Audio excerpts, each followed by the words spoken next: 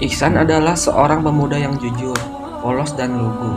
Anak tunggal Fatimah, penjual nasi uduk yang telah lama ditinggal mati suaminya. Fatimah sangat bangga pada putranya yang selalu berbakti kepada orang tua. Setiap pagi, sebelum ibunya bangun, Ihsan telah memasak nasi uduk dan mempersiapkan segala keperluan sang ibu untuk berjualan. Setelah itu, barulah Ihsan berkeliling kampung menjual sayuran. Karena kejujurannya, sayuran yang dijualnya dengan cepat habis diserbu oleh ibu-ibu langganan. Siang harinya, jika ada yang butuh tenaganya, Ihsan selalu siap membantu, seperti membetulkan genteng rumah yang bocor, membetulkan pompa air milik warga yang rusak, dan lain sebagainya. Berapapun upah yang diberikan selalu diterimanya dengan ikhlas. Selain giat dalam bekerja, Ihsan tak melupakan kewajibannya beribadah, sebagai rasa syukurnya kepada Sang Pencipta. Dan satu hal yang menjadi kebiasaan utama dari Ihsan adalah selalu mengingatkan siapapun yang ditemuinya untuk melakukan amal kebajikan dan melarang orang lain untuk berbuat kerusakan, amal ma'ruf nahi munkar. Tentunya dengan cara yang baik dan sopan. Kebiasaannya dalam menegakkan amar ma'ruf nahi munkar ini membuat orang-orang ada yang suka, tapi juga banyak yang tidak suka. Di antara yang tidak suka bahkan sangat membencinya adalah Bastian, seorang preman yang selalu membuat keonaran serta suka melakukan perbuatan maksiat. Pada suatu ketika, Ihsan memergoki Bastian yang tengah memalak seorang ibu. Ihsan pun langsung menolong ibu itu dan menegur serta menasehati Bastian agar menghentikan kebiasaannya memalak orang. Masih banyak pekerjaan halal yang bisa dilakukannya. Dinasehati seperti itu, Bastian tak terima dan hendak memukul Ihsan. Tapi malah dia sendiri yang terjerambab ke tanah. Bastian merasa dipermalukan di depan orang banyak. Diam-diam, ternyata Ihsan memiliki ilmu bela diri yang cukup lumayan. Serta saat itulah Bastian jadi benci pada Ihsan. Sebenarnya warga kampung sudah muak pada Bastian yang selalu membuat keonaran dan mengganggu orang lain. Bastian sering mengajak teman-temannya untuk mabuk-mabukan, berjudi di sembarang tempat hingga larut malam yang tentu saja membuat warga seharusnya bisa beristirahat dengan tenang jadi terganggu. Namun tak satu pun yang berani menegurnya. Rumana, sang istri bukannya tak pernah mengingatkan suaminya itu, tapi setiap nasihat dan teguran yang disampaikannya selalu dibalas dengan perbuatan kasar Bastian. Bahkan uang tabungan dan perhiasan Rumana habis dipertaruhkan di meja judi dan buat nyawer seorang penyanyi dangdut di sebuah kafe yang bernama Marlina. Rumana pun tahu kalau Bastian punya affair dan sering menginap di rumah penyanyi dangdut itu. Rumana hanya bisa pasrah dan sabar, hanya doa yang selalu dipanjatkan dengan harapan suatu saat Bastian bisa berubah menjadi suami yang baik. Satu-satunya orang tempat Rumana mengadu hanyalah Ustadz Zakaria yang kemudian segera menasehatinya. Tentu saja Bastian tak berani bertindak gegabah pada Ustadz yang sangat disegani di kampung. Dia hanya meminta agar Ustadz Zakaria tidak ikut campur urusan rumah tangganya. Marlina sendiri sebenarnya tidak begitu suka pada Bastian. Baginya laki-laki itu hanya sebagai pelampiasan rasa kesalnya karena cintanya pada Ihsan bertepuk sebelah tangan. Sudah lama Marlina menyimpan rasa cintanya pada pemuda itu, tapi sayang Ihsan tak pernah sedikit pun menanggapinya. Kebencian Bastian terhadap Ihsan semakin lama kian bertambah. Pemuda itu memang tak pernah berhenti mengingatkan siapapun untuk meninggalkan perbuatan sia-sia, terlebih lagi maksiat. Usaha pemuda itu ternyata ditanggapi positif oleh ketua RT yang lantas bersama warga dan juga Ustadz Zakaria segera membongkar tempat-tempat yang biasa dipakai nongkrong anak muda. Dibongkarnya tempat nongkrong itu membuat Kemal dan Sanusi, dua anak muda yang biasa nongkrong dan mengganggu orang-orang jadi jengkel.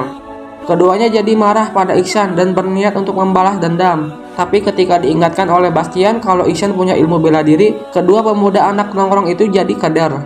Akhirnya atas saran Bastian, mereka beralih dengan menteror Fatimah, ibunya Ihsan. Sanusi dan Kemal mencegat Fatimah di jalan dan mengacak-acak nasi uduk yang hendak dijualnya. Bastian sendiri juga ikut membantu mengancam Fatimah dengan melarangnya berjualan. Atas kejadian yang menimpa dirinya itu, Fatimah menasihati Ihsan agar tidak mengusik mereka. Tapi Ihsan tetap teguh dengan pendiriannya bahwa amar ma'ruf nahi munkar harus tetap dilakukan. Lagi pula tokoh dirinya hanya mengingatkan, tidak pernah memaksa mereka. Hal itu sesuai dengan pesan Ustadz Zakaria, bahwa manusia harus saling menasihati tentang kebaikan dan dengan cara yang baik. Adapun soal rezeki, Ihsan yakin Allah Subhanahu wa Ta'ala pasti akan memberikannya dengan cara lain dan melalui arah yang tak disangka. Keteguhan Ihsan untuk terus mengingatkan orang-orang berbuat baik membuat Bastian semakin bertambah jengkel. Kebencian Bastian sampai pada puncaknya ketika pemuda itu menggagalkan niat busuknya yang ingin mengganggu memperkosa Rosdiana, seorang gadis desa yang sebenarnya masih terhitung sepupu Rumahna. Bastian pun bertekad untuk menghabisi Ihsan. Untuk melaksanakan niatnya itu, Bastian dengan menghasut dan memanas-manasi Sanusi dan Kemal. Singkat kata, Bastian, Sanusi, dan Kemal akhirnya sepakat untuk menjebak Ihsan dengan memanfaatkan Marlina. Sebelumnya, Bastian pernah melihat Marlina yang sedang berusaha menggoda Ihsan, tapi gagal. Dari situ, Bastian tahu kalau Marlina ada hati terhadap Ihsan. Awalnya Marlina tak mau membantu, tapi karena terus didesak dan ditambah Bastian yang mulai mengungkit-ungkit jasanya yang pernah menyelamatkan dari razia Satpol PP, akhirnya Marlina tak bisa menolak. Marlina menemui Ihsan minta tolong untuk memperbaiki pompa airnya yang rusak. Rosdiana mengingatkan Ihsan agar tidak menanggapi perempuan yang dikenal gak benar itu. Rosdiana khawatir terjadi sesuatu pada pemuda yang dicintai itu. Namun Ihsan berpandangan bahwa siapapun yang butuh bantuan harus dibantu, tak peduli apakah dia orang baik atau jahat. Apa yang dikhawatirkan Rosdiana jadi kenyataan.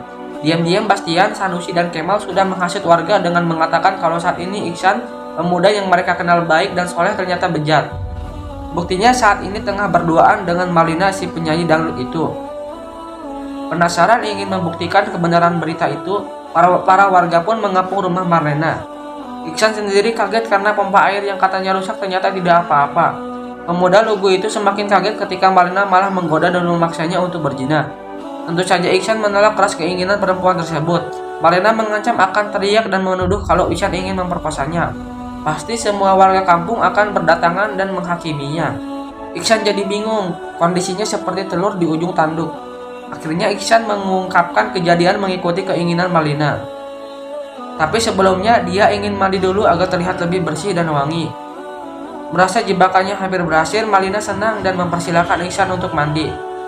Kebetulan kamar mandinya berada di belakang rumah. Ihsan berharap bisa kabur lewat belakang, tapi ternyata tembok yang membatasi halaman belakang rumah itu cukup tinggi. Ihsan tak bisa melompatinya. Di tengah kepanikannya, Ihsan mendapat akal begitu melihat kandang ayam di pojok halaman. Marlina yang gembira karena akhirnya bisa menaklukkan Ihsan berubah kaget ketika melihat kemunculan pemuda itu dengan sekujur tubuh penuh kotoran ayam yang bajunya sangat busuk. Sontak Marlina teriak-teriak mengusir Ihsan. Teriakan itu ditanggapi oleh Bastian sebagai kode yang lantas menggerakkan massa untuk menggerebek. Saat yang bersamaan, Ihsan juga keluar dari rumah itu. Para warga yang semulanya ingin menghakimi Ihsan jadi mundur melihat sekujur tubuh pemuda itu yang berlumuran kotoran ayam dan berbau busuk. Mereka tak mau mendekati Ihsan. Akhirnya hanya Bastian, Sanusi, dan Kemal yang mengejar. Setelah terjadi kejar-kejaran, Ihsan pun tertangkap. Ketiga orang itu langsung melampiaskan dendam mereka dengan menghajar Ihsan secara membabi buta. Akibatnya Ihsan terkapar tak berdaya dengan tubuh penuh luka dan berlumuran darah. Beberapa warga bersama Pak RT dan Ustadz Zakaria datang terlambat dan mendapati Ihsan yang sudah tewas karena kehabisan darah. Ustadz Zakaria dan Pak RT tak percaya kalau Ihsan telah berzina.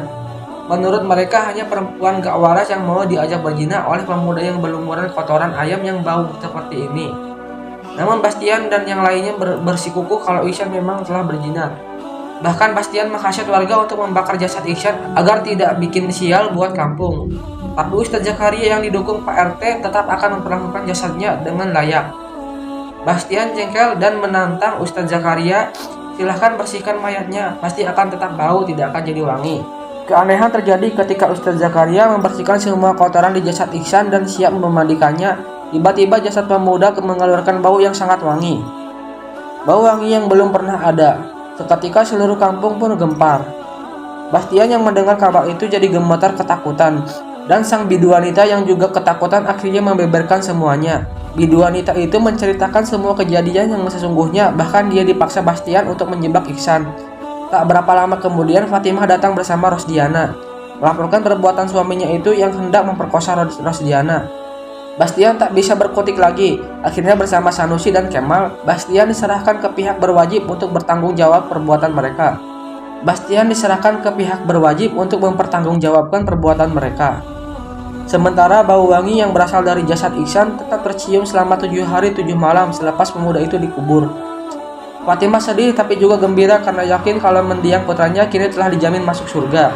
Terbukti dengan bau wangi yang tak hilang itu. Di samping itu, Rosdiana meminta agar dirinya dianggap sebagai anak oleh Fatimah dan bersedia membantu wanita tua itu berjualan.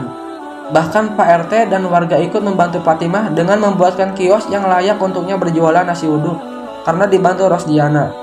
Dagangan Fatimah pun jadi lebih laris dari sebelumnya. Inilah rezeki dari Allah dari arah yang tak disangka-sangka seperti yang pernah diungkapkan oleh putranya itu.